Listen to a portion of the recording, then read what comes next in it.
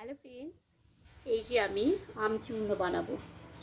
আমটাকে পাতা পাতা করে কেটে রোদে শুকিয়ে নিয়েছি। শুকিয়ে নিয়ে তারপরে সেটাকে আমি এখন কড়কড়া হয়ে গেছে ব্লেন্ড করব।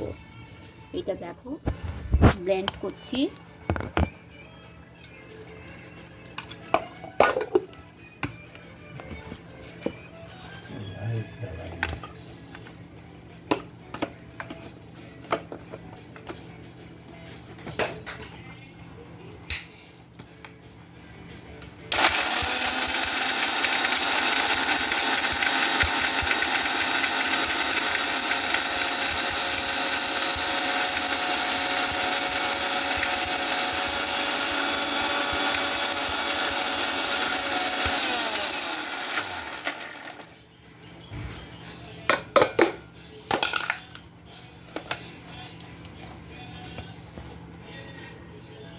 এই দেখো, আম পাউডার হয়ে গেছে।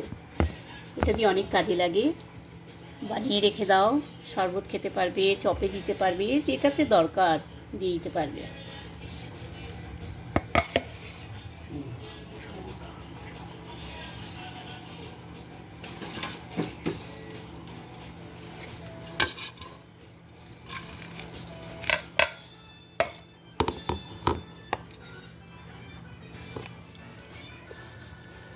এই দেখো আমচূর্ণ,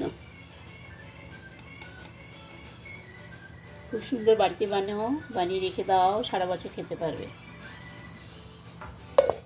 বাই।